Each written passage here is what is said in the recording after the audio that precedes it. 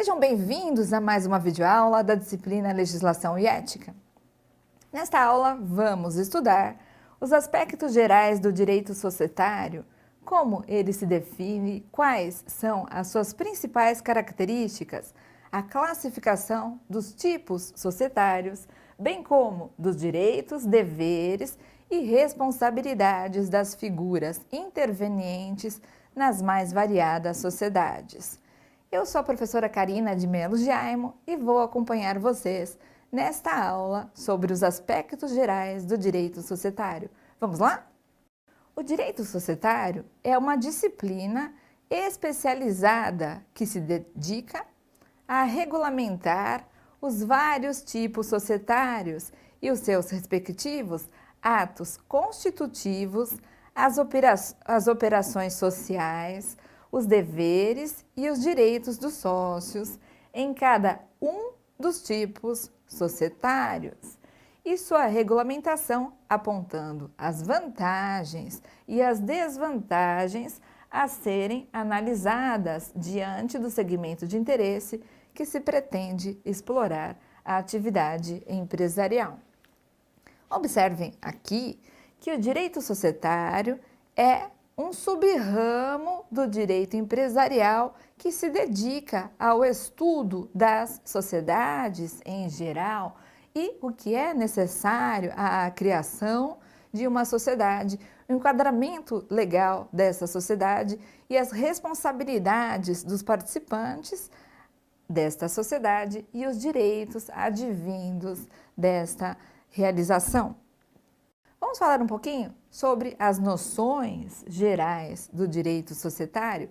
Observem que o nosso Código Civil, no artigo 981, estabelece que celebram contrato de sociedade as pessoas que reciprocamente se obrigam a contribuir com bens e serviços para o exercício de atividade econômica e a partilha entre si dos resultados. Observem que, em regra, nas sociedades, nós temos a participação de pessoas naturais em torno do desenvolvimento de um objetivo em comum, empregando lá determinado capital e, ao final, no desenvolvimento daquela atividade, daquela produção, daquele serviço, tem-se a partilha do lucro, que aqui também é o objeto principal do exercício. Destacamos do nosso material 3 princípios do direito societário, os principais. O primeiro princípio é o princípio da função social da empresa.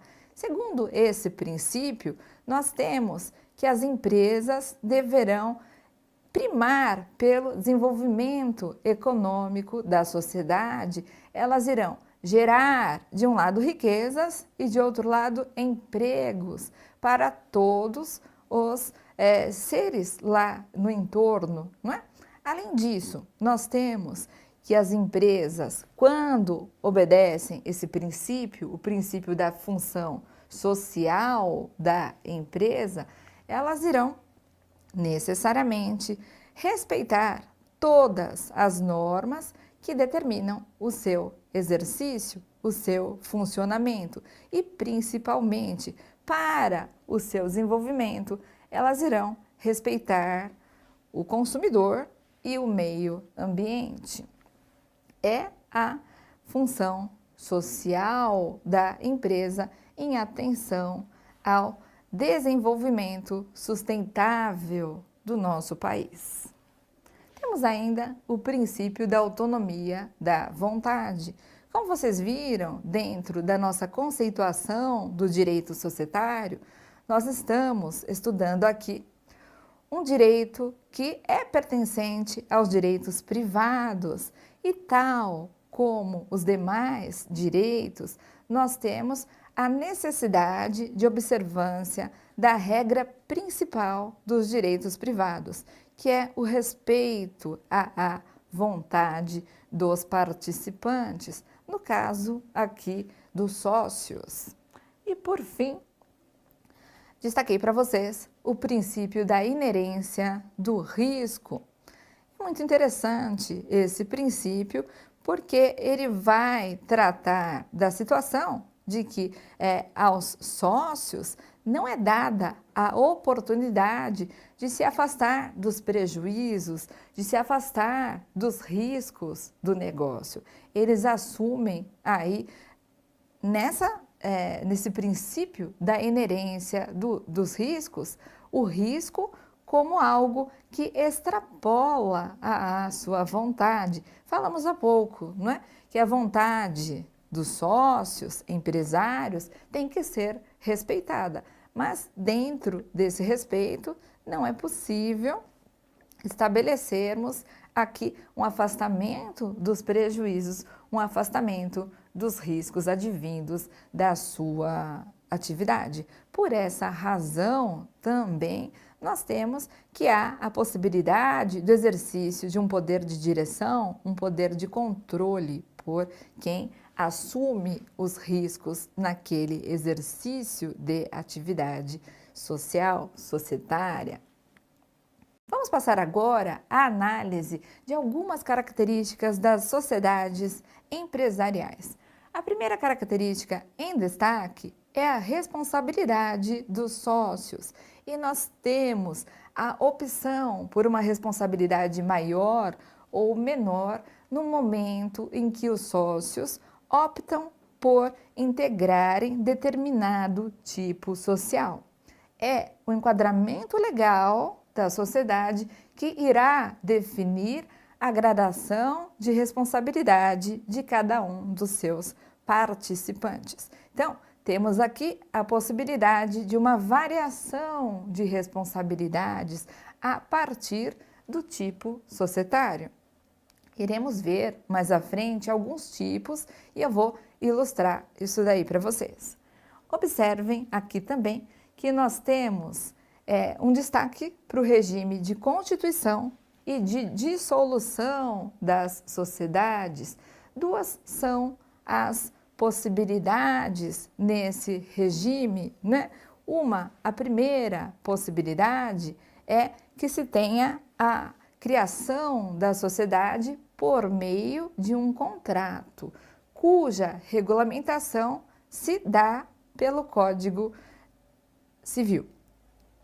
Na segunda possibilidade, na segunda situação de constituição, de dissolução, nós temos a possibilidade de criação, de dissolução, como o próprio nome já diz, por meio de regras institucionais, estatutárias. Estas não são regulamentadas pela nossa legislação civilista.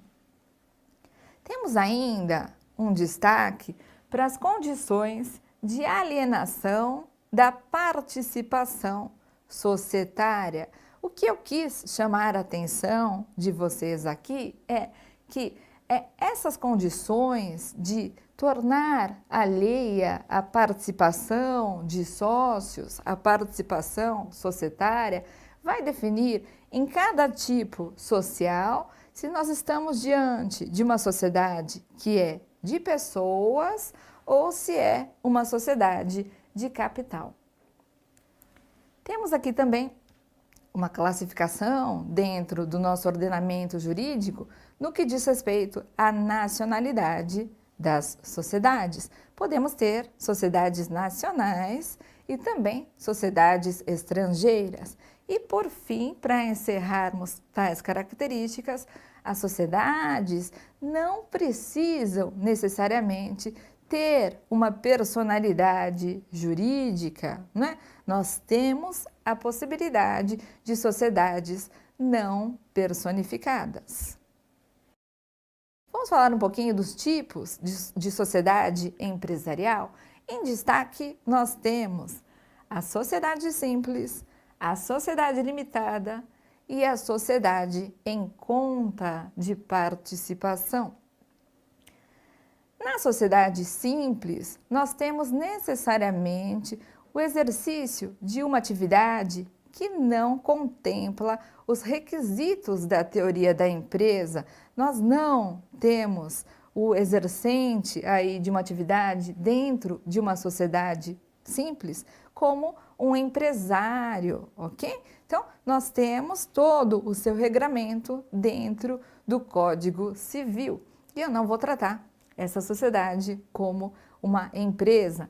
Diferentemente desta, quando nós estivermos diante da sociedade limitada, nós estaremos diante de uma situação, de uma opção de enquadramento legal em que os sócios optaram pelo exercício de uma atividade organizada que vai de encontro ao que nós estudamos no capítulo do direito empresarial, da teoria da empresa. E mais, nós temos esse nome, sociedade limitada, porque há aqui uma limitação da responsabilidade dos sócios ao valor das cotas que eles possuam. E a última sociedade que nós iremos ilustrar é a sociedade em conta de participação. Importantíssima também para o nosso ordenamento jurídico, ela se estabelece com a presença de duas modalidades de sócios. De um lado, eu tenho o sócio ostensivo, de outro lado, eu tenho o sócio participativo. Essa sociedade em conta de participação se caracteriza por quê? O sócio que é ostensivo é aquele que exerce dia a dia, de forma pessoal, habitual, direta, a atividade. E mais, ele vai ter todas as responsabilidades perante terceiros e sociais com o desenvolvimento daquela atividade. Então, ele responde ao fisco, ele responde a terceiros, ele vai ter todas as responsabilidades em seu nome. Diferentemente desse sócio que nós acabamos de falar, que é o sócio ostensivo, temos a figura do sócio participativo, que é aquele que traz um aporte, pode ser um aporte econômico, pode ser um aporte material, ok? Ele apresenta um aporte e se livra das responsabilidades e ele não pode, nem se quisesse, exercer a atividade diretamente, porque ele é o sócio participante, participativo, não é? Então, tem-se essa limitação para esse sócio, mas ambos percebem os lucros. Há, ao final, uma divisão dos lucros entre os sócios. Trouxemos a Lei 8.934, de 94, para destacar que é obrigação da sociedade empresária o registro no órgão próprio.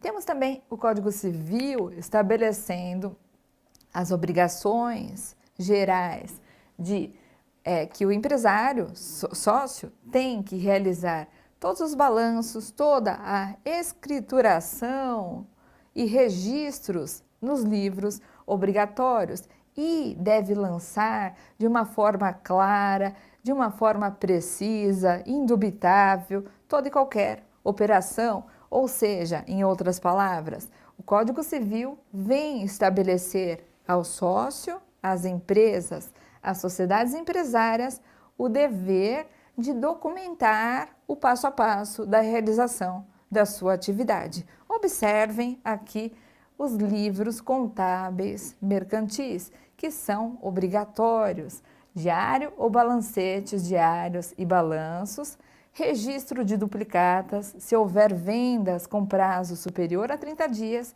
registro de compras e o registro de inventário.